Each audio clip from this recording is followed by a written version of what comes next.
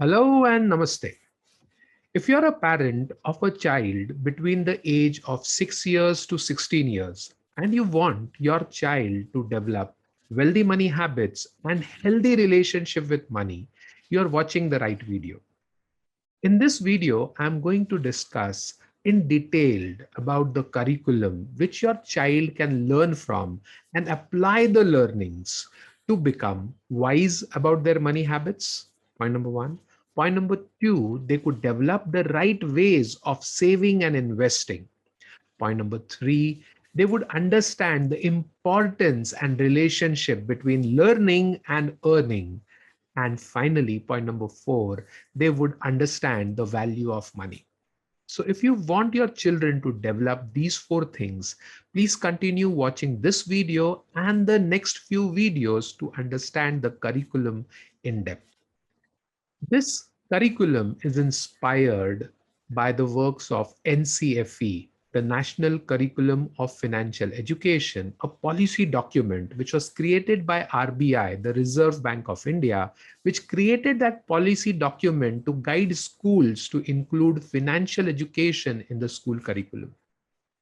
Schools are yet to implement it formally into their curriculum, but as parents, isn't it our duty to include this knowledge and learning for our children, whether schools do it or not? So, based on this NCFE guidelines, we created this 6-level curriculum. Yes, 6 levels. Now, this curriculum is all step by step from level 1 to level 2, 3, 4, 5, and 6. This curriculum goes on increasing in complexity as does the age of the child. So level 1, 2, and 3 is for children between the age group 6 to 11 years. This doesn't require that the child has to start learning from 6 years. It can be the child can start learning from any age, 7, 8, 9, 10, and then complete these 3 levels of understanding. Then the next 3 levels, that is level 4, 5, and 6, is for age group from 12 to 16. Now, why did we do these differentiation? Because the children between 6 to 11 love learning in a certain method. They have a different pedagogy, a different way of teaching and learning, which should be implemented with them. And for 12 and above, that is when they become teens, they have a different style of learning. And that's something which we undertook as a part of designing the curriculum. Now, let me tell you something more about the methodology of learning here. We follow constructivism as the base of it, that prior knowledge is important for learning, and the learning methods have to be learner centric. So it is not about the teacher, but it is more about the student. And the student could be of different age groups in the same classroom as well, depending upon where in the ladder of learning they are. So when we wanted to design the entire methodology, we looked at various methodologies across the world, and we found one very relevant to what the learnings were happening. Now, flipped classroom is an approach which we picked up. Based on the flipped classroom approach, the basic knowledge transfer happens before the class. So we have a pre-read or a pre-watch and a pre-work, which the child does before coming to the classroom.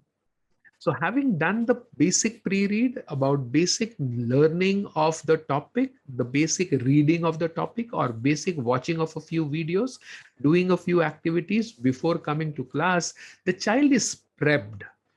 Though he may not understand the entire stuff, that's perfectly okay, because in the class, there would be a lot of activities which would go back to the learnings which they have done. And in these activities, the child would build on to the basic knowledge which he has. These activities are driven by the teacher, but there is a lot of peer learning which happens over here.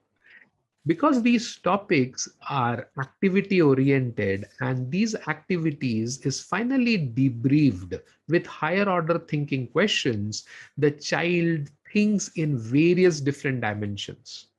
Yes, when we are looking at various different dimensions of thinking and discussing within the class with the peers, a lot of divergent thinking happens. Children hear different point of views of different students who come from different backgrounds, different families, and their different learnings.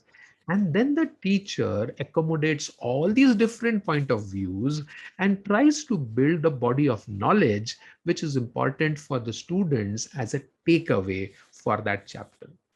Every chapter has a set of learnings which the child should take back, and they are not very much die-casted or put in the cement. What I mean to say is the learnings from every chapter vary depending upon the experience the students have during the classroom. Now, the activities in the classroom happen, and post that, there is an application time.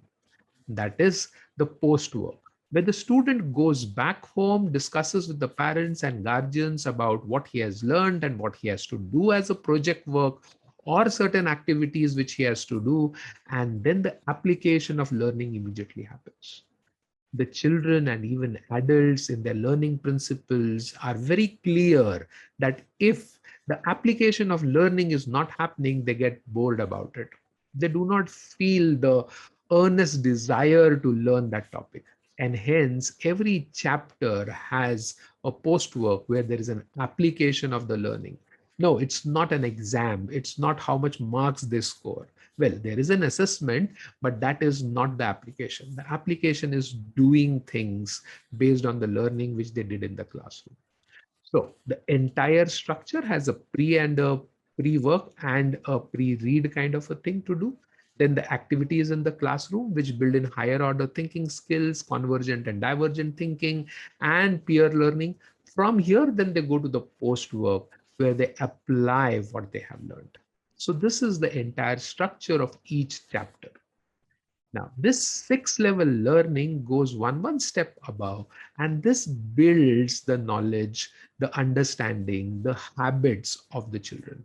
And just not that, the application builds the skills which are required for money management. So, with this broad overview of what the six levels is all about, how the methodology happens, we are now going to go in depth about understanding each of the levels. So now pointing to level one.